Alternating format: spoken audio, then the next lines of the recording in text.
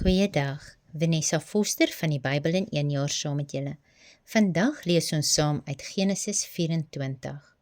En hier kry ons 'n beskrywing hoe Rebekka die vrou van Isak geword het. In verse 1 tot 4 roep Abraham sy mees vertroude en oudste dienaar en stuur hom op 'n sending. Hy moet vir Isak 'n vrou vind uit Abraham se mense in Mesopotamië. Nou dit was vir Abraham 'n saak van dringendheid en hy vereis van die dienaar om 'n eed te sweer wat homself verbind tot die voltooiing van hierdie taak. Abraham was baie spesifiek.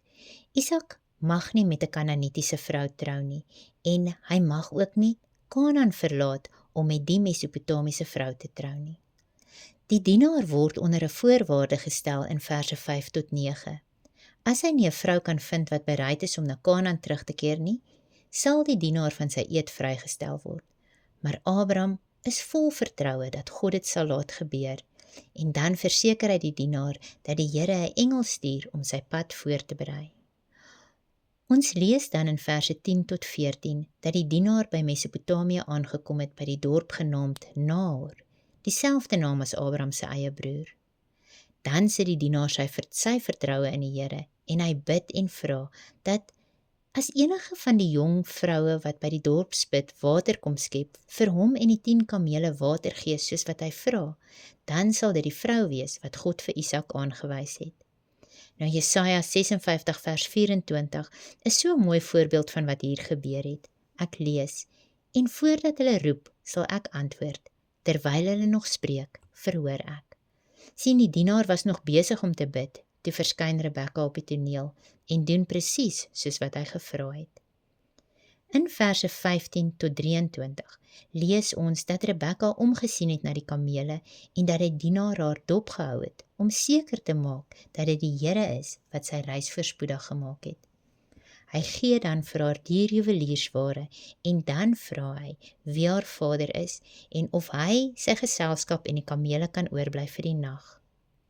Rebekka was die kleindogter van Abraham se eie broer, Nahor. En soos Abraham versoek het, het die dienaar Abraham se familie gevind en 'n bruid vir Isak geïdentifiseer. Die dienaar aanbid dan onmiddellik die Here reg voor Rebekka.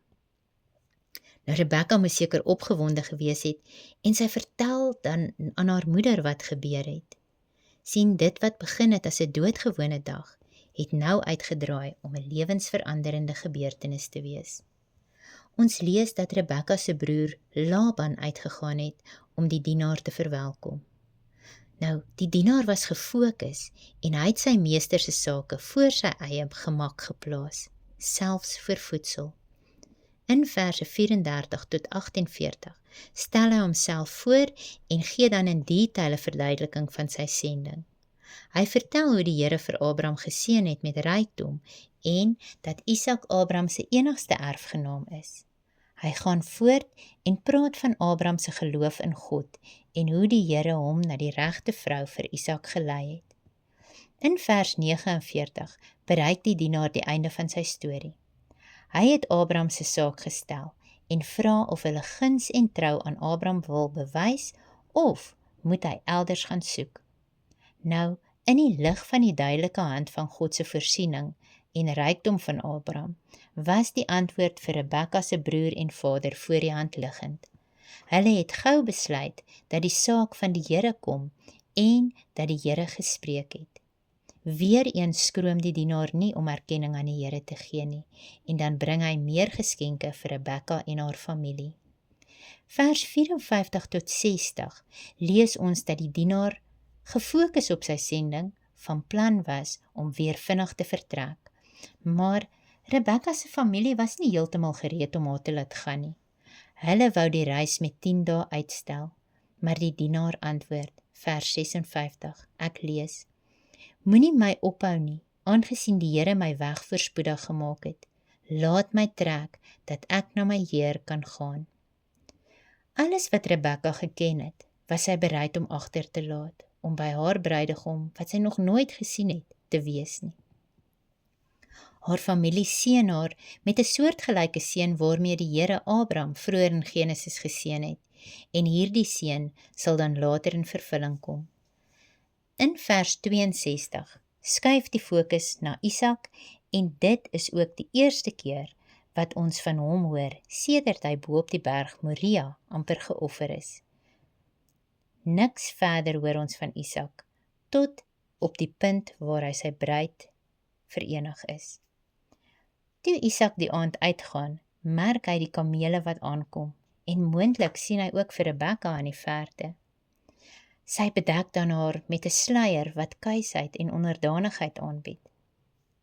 Nou, uit hierdie gedeelte kry ons 'n besonderse beeld van Jesus met sy volgelinge. 'n Vader het 'n bruid vir sy seun begeer. 'n Seun is as dood beskou en uit die dood opgewek. 'n naamlose dienaar is uitgestuur om 'n bruid vir die seun te kry. Die pragtige bruid is goddelik ontmoet, gekies en geroep en toe oorlaai met geskenke. Sy is aan die sorg van die dienaar toevertrou, totdat sy haar bruidegom ontmoet.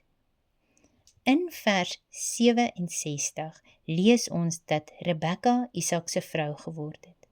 Hy het haar lief gekry en hul verhouding troos hom oor sy moeder Sara se dood. Nou Isak was lief vir Rebekka, net soos wat Jesus ook sy kerk lief het.